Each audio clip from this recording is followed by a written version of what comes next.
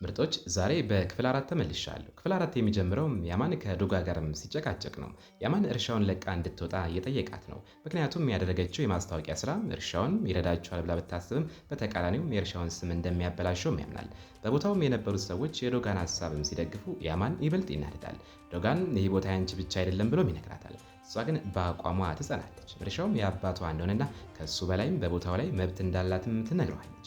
በተጨማሪም ሀሳቧ ጥሩ እንደሆነና በቦታውም የነበሩትን ሁሉ እንደ ሳበም ትናገራለች። በዚህ ክርክር መካከል መርትም ስለ ዶጋም ከጓደኛው ጋር እያወራ ነው። መርትም ዶጋን ስለሚወዳትና ያማንም ከእሷ ጋር ቅርበትም ስላለውም ይናደዳል። የዶጋን የማስታወቂያ ቪዲዮዎችን ካየ በኋላ ሁለቱም ይስቃሉ። እናም በያማን ላይም ያላቸውን ቁጭት ለመወጣት ወደ እርሻው ለመሄድም ይወስናሉ። በዚህ ቅጽበትም የእርሻው ደንበኞቻቸውም ይመጣሉ። ነገር ግን ያማን ይህ ሁኔታ ለእርሻቸው ጥሩ እንዳልሆነና ስሙን እንደሚያበላሸውም ይናገራል። መርትና ጓደኛው ሲመጡ የመጡበትን ምክንያት ስለሚያውቅም ይናደዳል። ሁለቱ ሊጣሉ ሲሉ በቦታው የነበሩትም ይገላግሏቸዋል። ከዚያም ቡሪያን በሁለቱም ላይ ትጮኻለች። ቡሪያን እንዲረጋጉም ጠይቃለች። ያማን እንዲሄድ ካደረገች በኋላ ዶጋና ያለች ሴቶችንም ይዛም ታወራለች። ዶጋ በበኩሏ ለሴቶቹ ቡድን በመፍጠርም ያማን ጠላትም እንደሆነ በመግለጽ ታነሳሳቸዋለች። ያማን በንዴትም እንጨትም እየቆረጠ ሳለ ጓደኞቹ መጥተውም ያናግሩታል። እሱም እንደዚሁ በንዴትም ስለ ዶጋ መጥፎ ነገርም ይናገራል። ይህ ንግግር በቡሪያን አማካኝነት ለዶጋ አባትም ይደርሳል። ቡሪያን የሁለቱን ልጆችም ሁኔታም ለዶጋ አባት በመናገር ሁኔታውን እንዲቆጣጠርላትም ትጠይቃለች። ዶጋ ለሴቶቹ እኛ ሴቶችም ከወንዶች በብዙ ጥፍም የበለጠ መስራት እንችላለን፣ እንዲያግዙን መፍቀድ የለብንም እያለችም ስታነሳሳ፣ በሌላ በኩል ደግሞ ያማን ይህች ልጅ እብድ ናት፣ የኔን የንግድ ስራ ልታበላሽ ትፈልጋለች በማለት በንዴትም ይናገራል። ያማን ለእሷም አዲስ ውልም ያቀርባል። በመጋዘን ውስጥ ብዙ ኢንጆሪ አለም፣ በ24 ሰዓት ውስጥ ሁሉንም ከሸጥሽ የምትፈልጊውን ሁሉም አደርጋለሁ ይላታል። ዶጋም ተስማምታ ከሸጥኩትም የእርሻውን አስተዳደር ለ3 ቀንም ትለቅልኛለህ፣ አንተም የኔ ተለማማጅ ትሆናለህ ትላለች።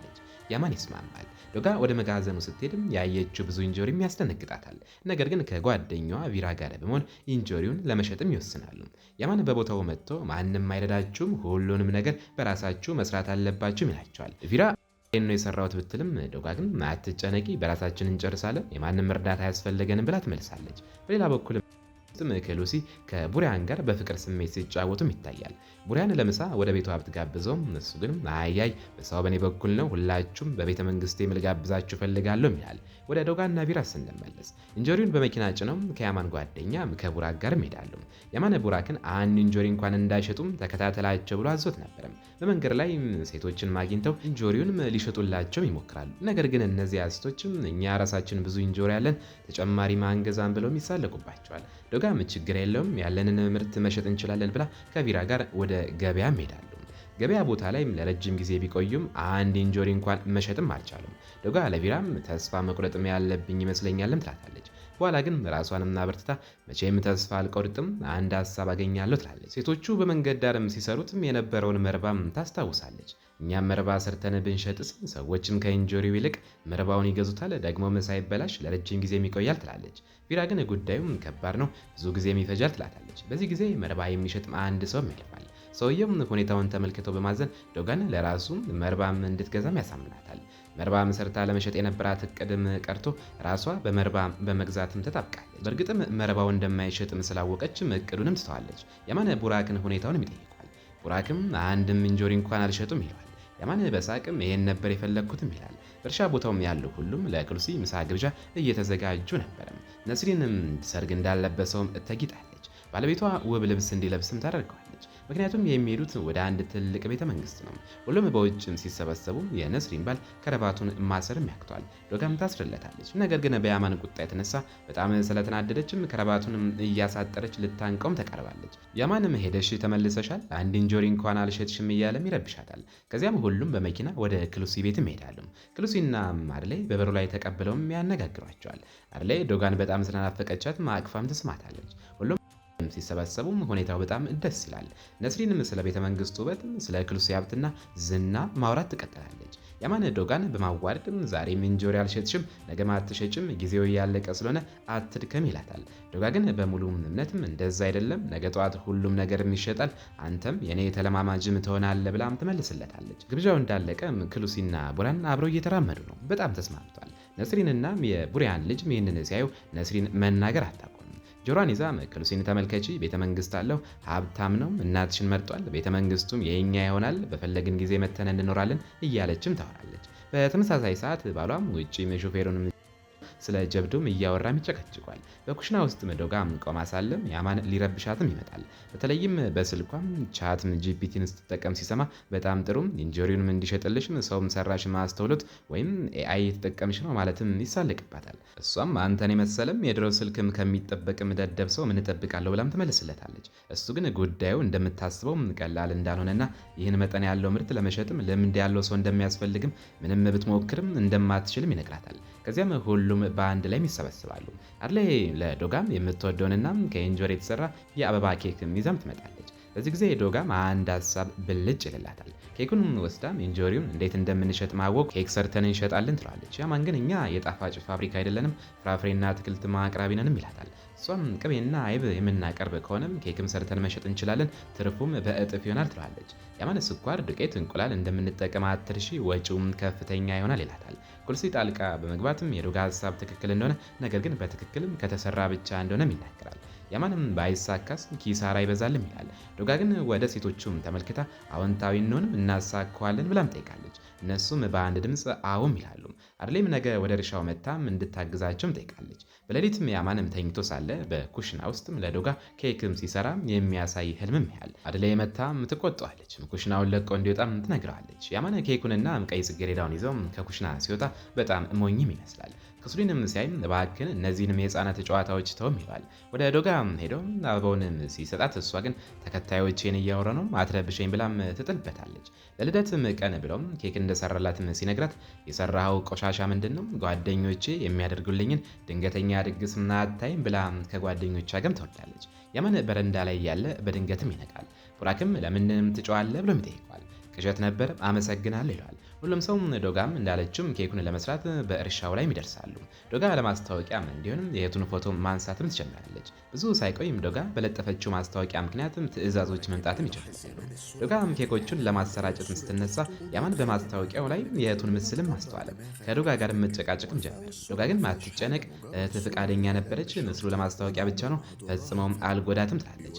ያማንም ይህ ነገርም እንደገናም ከተደገመ ሁላችሁንም እበቀላችኋለሁ፣ አሁን ወደ ስራችን እንመለስ ይላል። እሱም ሁኔታውን ለመከታተልም ተከትሏትም ይሄዳል። ወደ ካፌዎችና ሱቆችም ስትገባ ምርቱ በፍጥነትም ይሸጣል። በሸጠች ቁጥርም እየሄደችም የያማንን ትኩረትም ትስባለች። በመጨረሻ ወደ አንድ ቦታ ስትገባ መቲን ታገኘዋለች። እዚያ ምን እንደምታደርግም ሲጠይቃትም ኬክ እንደምትሸጥም ትነግረዋለች። መቲንም የያዘችውን ኬክ በሙሉ እንደሚገዛም ይነግራትና ዶጋና ቢራ በጣም ይደስታሉ። ሆኖም እንደተለመደውም ያማን በማለት ጣልቃ በመግባትም ለመቲ መሸጥ አንችልም፣ እሱ ጓደኛሽ ስለሆነ ተስማምታችሁ ሊሆን ይችላል፣ ይህ ሽያጭ አይባልም፣ ውላችን እንዲጸና ጠንክረሽ መስራት አለብሽም ይላታል። ዶጋም በአጋጣሚ ነው የተገናኘ ነው፣ ጉዳዩን አታጋነው ትላለች። እሱ ግን ውሉ እንደሚፈርስም ይነግራታል። መቲን ተናደው አንተ ችግር ምንድን ነው? ኬኩንም ገዝቼ ለሆስፒታሎችና ለሰራተኞች ማከፋፈላለሁ ይላል። ዶጋም ሀሳቡ ጥሩ እንደሆነ ብትገልጽም ያማን ግን አይስማማም። ሁለቱም ይጣላሉ። ዶጋ ትገላገላለች። ከዚያም ያማን ላይም ትጫዋለች። ለመቲንም ይቅርታ ትጠይቃለች።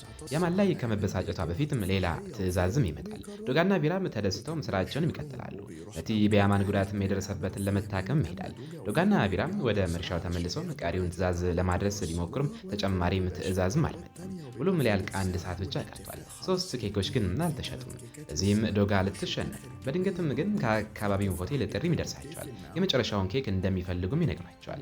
ዶጋም የሆቴሉን ጥሪ ስትቀበል በጣም ደስም ይላታል። ከባህር በኩል ብትሄድም ግማሽ ሰዓት ብቻ እንደሚፈጅባትም ትናገራለች። ያማን ግን በዚያ በኩል መርዛማ እጽዋቶችም ስላሉ እንዳትሄድም ያስጠነቅቃታል።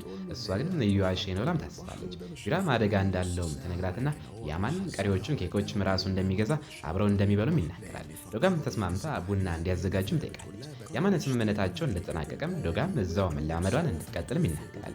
ነገር ግን የመጨረሻዎችን 3 ኬኮች እሱ ስለገዛቸው ዶጋም የእሱ አለቃ ማትሆን። ከትንሽ ቆይታ በኋላ ግን ዶጋና ቢራ ተስማምተው ጀልባ ይዘው ወደ ሌላኛው የባህር ዳርቻ ይሄዳሉ። ቢራ እንደገና መርዛማ እጽዋት ስላሉ አደገኛ አይደለም ወይ ብላ ትጠይቃለች። ዶጋ እየዋሸ ነው፣ ሊያስፈራራኝ ነው እንጂ አደጋ የለም፣ አሸንፌ አለቃው ለመሆን ሄዳለሁ ትላለች። ዶጋ ወደ ሆቴሉ ደርሳ ኬኩን ትሸጣለች። ቢራ ቪዲዮን ለያማንና ለሌሎችም ታሳያለች። ሁሉም ተደስተው ሳለም ያማን ግን በጣም ይናደዳል። ጉዳንና ማርሌም ይህንን ሲሰሙ በጣም ይደነግጣሉ። አርሌ ልጄንም አምጡልኝ ብላም ትጫለች። ያማን ዶጋን ለማዳንም ይሮጣል። በሌላ በኩል ዶጋ ምንም ሳይሰማት ወደ ጀልባዋ ስትመለስ የት ነው መርዛማ ተክሎ? ምንም የለም ሊረብሸኝ ነበርም ትላለች። ትነግረዋለች። ከዚያም አንዲት ቆንጆ አበባ ማይታ ስታሸታት ወዲያውኑም ሰክራ መሳቅም ትጀምራለች። ዓለም ሁሉም እንደተቀየረባትም ታስባለች። ያማን እሷ ወዳለችበት ሲደርስ አድሌና ቡሪያን በጭንቀትም ይጮኻሉ። መቲ ሁኔታውንም ሲያውቅም ጓደኛውን ይዞ ሊያድናትም ይሄዳል። ያማን ቀድሞ ደርሶም ሊወስዳትም ሲልም ዶጋም አሸነፍኩም ትላለች። ያማን አዎ አሸንፈሻልም ይላታል። በዚህም ስምምነት መሰረት ቦታውን ለ3 ቀናት የምታስተዳድረው እሷም ትሆናለች። ያማን ደግሞ የእሷ ተለማማጅም ይሆናል። ያማንም እሷን ላለማሳዘን ብቻም ይስማማል። ነገር ግን ያደረገችውን ነገር አጥብቆም ይወቅሳታል። ምክንያቱም ወደ ሌላኛውም ዳርቻ በመሄዷ ሕይወቷን ለአደጋ አጋልጣለች። ዶጋ ግንም ያሸነፈችው እሷ እንደሆነችና እሱም ንግግሯን ለመስማት መገደዱንም ትነግረዋለች። በዚህ ማለም የነስሪን ባለ በሩጫ በመምጣት ማዕድኑን ትልቅ ችግር ተፈጥሯል ይላል። ያማን በንዴት ምን እንደተፈጠረም እንዲያስረዳውም ይጠይቃል። ውሃው በሙሉ ተቋርጧል፣ ሁሉም የቧንቧ መስመሮችም ተሰብረዋል። አሁንም እርሻውን በምን እናጠጣለን? ትልቅ ማደጋ ውስጥ ገብተናል ይላል። ሁሉም ሰው ደንግጦና ተረብሾም ይታያል። ዶጋም ያማንን አሁን ምን እናደርጋለን ስትለውም ያማን እኔም ይህንኑ ጥያቄም ነበር ልጠይቅሽም የነበረው አሁን ምን እናደርጋለን ብሎም ይጠይቃታል። ውድ ቤተሰቦቼ ክፍል 4 ይህን ይመስላል። ክፍል 5 እንዲቀጥል ከፈለጋችሁ ኮመንት ላይ አሳውቁኝ።